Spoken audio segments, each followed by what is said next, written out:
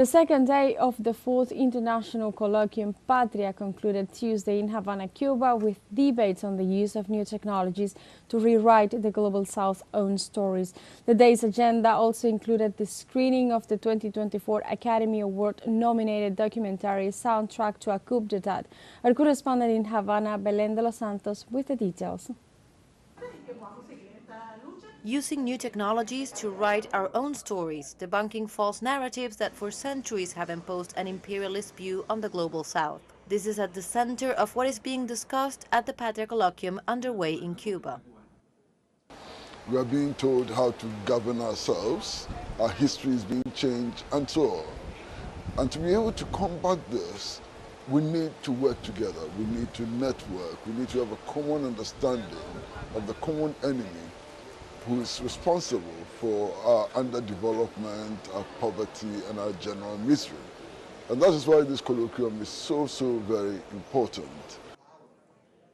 And in this struggle to write counter-hegemonic narratives, cultural artifacts take front stage. In this sense, one of the highlights of the second day of the event in Havana is the screening of the Academy Award-nominated documentary Soundtrack to a Coup d'etat, directed by Johan Grimonpress.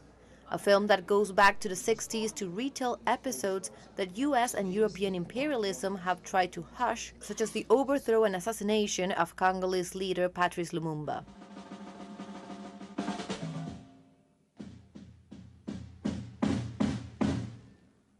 It's not what the film focuses on, it's not sort of something of the past. Again, it's history, but a history that's very much alive, and it's something that should be talked about. And I think this forum is so much about this as well. For the over 400 participants to the event, the challenge is to come together to draw up common strategies that enable the sharing of these stories, of men and women that continue fighting to this day for a different world.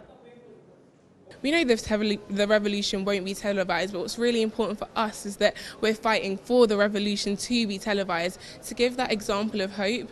You know, I'm from Britain, and in Britain you don't hear much about socialist Cuba or Venezuela or the anti-imperialist struggles across the world, but we have to be using social media to massively kind of push out this information to build up an international anti-imperialist movement. With one day to go, the Patria Colloquium continues to bring together experiences from around the world, with the conviction that the only way to counter the unilateral narratives of imperialism is through collective action and internationalism. Belen de los Santos, Denise Araví, for teleSUR, Havana, Cuba.